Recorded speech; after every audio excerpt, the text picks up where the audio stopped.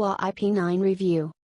Huawei has kept a low profile in the Indian market this past year, deciding not to launch its previous flagship phone, the Huawei P8. Although sister brand owner has been active in the market all this while, the only significant Huawei-branded device to launch in India recently was the Google Nexus 6P review. This has now changed, with the launch of the new Huawei P9. Priced at Rs.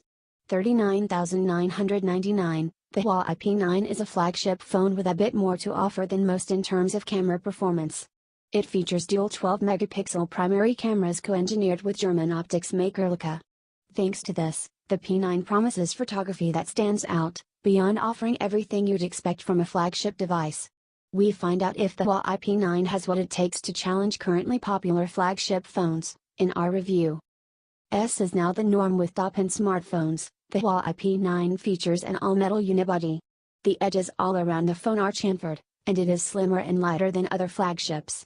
There are antenna lines running across both the top and the bottom of the phone, and its overall compact shape makes it incredibly easy to hold and use. The front of the phone has the 5.2-inch screen that curves ever so slightly off the edges, resulting in a rounded feel. The 3 Android keys are displayed on screen, which means that the chin of the phone is fairly slim and even has room for a Huawei logo.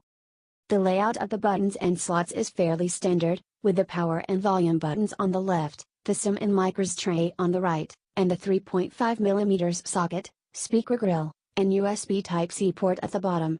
The back of the phone has the fingerprint sensor and a camera strip at the top, which feels a bit like the one on the Huawei-made Nexus 6P.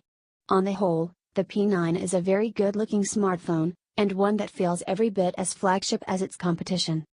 The fingerprint sensor is similar to the typical rear-mounted ones we've seen on many phones, with a slight depression and color matching the surrounding body. The rear positioning means that you're more likely to use your index fingers to unlock the device. It can be unlocked by touching the sensor even when it's in standby, which is useful. It's fairly accurate and quick as well, although nowhere near as good as the sensor on the OnePlus 3 review. The camera strip at the back of the phone has the twin camera lenses, as well as the dual-tone LED flash and laser autofocus window. The right side of the strip features the Leica branding that makes this phone stand out, and we've gone into the full details on how the camera performs further down in our review. The Huawei P9 has a Full HD IPS LCD screen with Corning Gorilla Glass protection, and a pixel density of 423 pixels. It's fairly sharp despite not going for Quad HD resolution, and you're unlikely to notice any lack of detail or quality. The screen is also moderately bright and has decent black levels for an IPS panel, but we've seen better from many of the current line of flagships, including the LG G5 review. Color reproduction is good as well, but once again not fantastic. You can set the color temperature through the settings as per your personal preferences, which is good. It's a decent screen as such, but if display quality is important to you, then you can definitely do better. Like Samsung, Huawei manufactures its own SoCs for use in its phones through its subsidiary HiSilicon. The vast majority of Huawei and Honor phones use HiSilicon Kirin SoCs, and the Huawei P9 is no different. It's powered by the top-end octa-core Kirin 955 SoC clocked at 2.5 GHz for 4 cores and 1.8 GHz for the other 4. There is also a 3000 mAh battery, 3 GB of RAM, and 32 GB of internal storage, which is expandable by up to 256 GB using a microSD card. The variant available in India is the single SIM one, which also sports an NFC chip. Wi-Fi 802.11a/b/g/NAC are supported, as well as Bluetooth 4.2 and 4G connectivity on both Band 3 and Band 40, which are used by Indian operators. The sales package contains a basic in-ear headset, a power adapter for wall sockets, and a USB-A to USB-C cable. Although the phone does support fast charging with the right adapter, the 10 watts unit that comes with the phone is a bit too weak for this, taking over 2 hours to deliver a full charge. The Huawei P9 runs on Android 6.0, with Huawei's Emotion UI 4.1 on top. Nothing significant has changed in the software between this iteration and the one we saw on the Honor 5C review. It remains a single-layered user interface, while Android Marshmallow's signature features including Now on Tap, Doze mode, and the revamped Taps permission system are supported. The magazine lock screen feature is interesting as always, but because the phone doesn't need to first be woken before unlocking it if you use the fingerprint sensor, you're unlikely to be looking at the lock screen a lot. The excellent Phone Manager app also makes a return, giving you enhanced control over system optimization, data usage, battery consumption, and securing apps with the fingerprint sensor. You can use the sensor as a sort of tap button to trigger the camera shutter or scroll through certain screens, like flicking through images in the Gallery app. While decent in its own ways, Huawei's Emotion UI does occasionally seem a bit dull and simplistic, compared to other custom skins that are geared either towards customizability or performance. The camera is the signature feature of Huawei P9, promising better than usual performance thanks to its dual cameras and engineering partnership with Leica. Although the phone boasts of its Leica connection prominently, it's important to note that the sensors and lenses aren't built by Leica. The German company has provided inputs in the development of the camera system, and the official terminology for the partnership is co-engineered with Leica. The P9 uses two 12-megapixel camera sensors sitting side by side, with one of them being a normal RGB sensor and the other being a monochrome one. The color sensor captures the color information in any scene, while the monochrome sensor is able to capture more light and detail since it's only concerned with how much light is coming in and doesn't need to worry about color. Software then takes the information from both sensors and creates a single color image for you. Unfortunately, neither lens has optical image stabilization. The camera has a hybrid autofocus system that uses the laser and phase detection autofocus methods together. The use of two sensors also allows for better depth of field perception, so you can refocus on different parts of the picture after the shot is taken. Additionally, there's support for RAW format pictures, long exposure night shots, and a detailed pro shooting mode.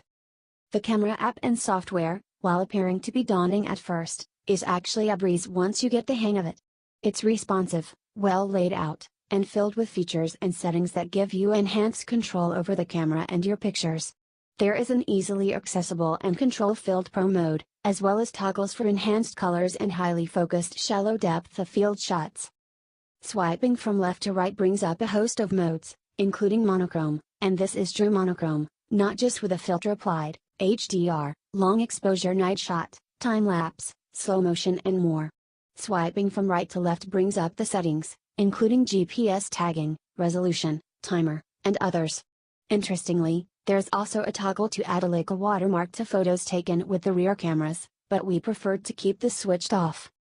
What we immediately noticed about pictures was the striking amount of detail. The camera takes excellent pictures which look even better in monochrome mode. Although a bit of grain is visible when you zoom in, the pictures look clean and sharp at normal scales, with great amounts of detail visible even in the darkest areas of the frame. Of course, you aren't always going to be using monochrome mode, so it's important to also see how the camera performs with ordinary color shots. The P9 is combining data from both sensors to create the pictures you take, so there's certainly more detail visible. It isn't quite as good as what you would see with monochrome pictures, but it's impressive nonetheless. Grain remains visible when zooming in, though. There are three different color modes: standard, vivid, and smooth. The first offers the most natural images, while the latter two tend to slightly oversaturate everything to make the images appear more vibrant.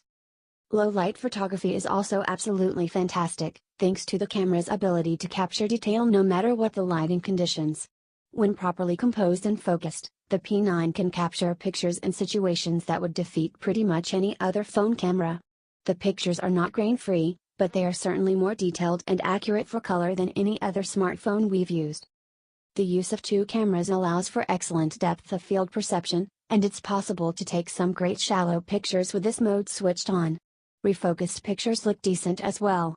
Also worth mentioning is the night shot mode, which lets you modify the ISO and increase exposure time to up to 32 seconds to capture more light and detail in dark settings. It's fair to say that all of these modes work well and ensure good photos no matter what you choose, but slight grain tells us that, overall, the Huawei P9 isn't quite the best modern camera phone we've used recently. Video quality is decent as well, but the ability to shoot 4K video is sorely missed. Although the large file sizes involved means that you're unlikely to shoot in 4K very often, the 1080p resolution limit is a downer for a phone that touts its camera as its signature feature. Videos are good nonetheless, as are slow motion and time-lapse videos. Overall, we can safely proclaim that the Huawei P9 is among the better camera phones we've used. Huawei's current range of SoCs isn't quite as popular and widely used as options from Qualcomm and MediaTek. The Kirin 900 series has been the flagship line, and this year's Kirin 955 finds its way into the Huawei P9. Along with 3 GB of RAM, this keeps the phone running smoothly and efficiently, but it isn't quite as fast as some of the other flagship devices we've used this year. This will make only a small difference to loading times and general efficiency around the system, and we didn't have any serious issues while using the phone. Intensive games work well, most apps load quickly, and we didn't face any lag or stutter when using the phone. Camera performance in particular is quick and snappy, letting you take pictures quickly and not wasting too much of your time in processing, despite the fact that the camera has to process information from 2 sensors and stitch together a composite shot every time. Benchmark scores are decent, with the phone registering 96,605 in Antutu, 33,881 in Quadrant, 29 FPS in Geekbench, and 7,818 in 3DMark Ice Storm Extreme. These scores are pretty much in line with upper mid-range phones, and a lot of flagships such as the OnePlus 3, Review, and Samsung's Galaxy S7 range. The phone's single speaker puts out acceptable but not exceptional sound. Using headphones results in decent audio performance. 4G and Wi-Fi connectivity is usually strong, and call quality is decent as well. The phone ran for 10 hours, 24 minutes in our video loop battery test, which is acceptable, but once again not among the best. In ordinary use, the phone will last you through the day, but not a lot more. The Huawei P9 is a good phone with great looks and an excellent camera, but it isn't quite the all-rounder that other current flagship phones have proven to be. The display and software aren't even among the best we've seen, and the phone is indeed a bit overpriced in our opinion at Rs. 39,999. Additionally, despite the camera being fantastic, it isn't without its shortcomings. There's no optical image stabilization or 4K video capability. If a good camera is important to you, the Huawei P9 is certainly worth considering. Its interesting application of 2 sensors and the Leica branding make this phone a great option for photography enthusiasts who like taking quick photos on the move.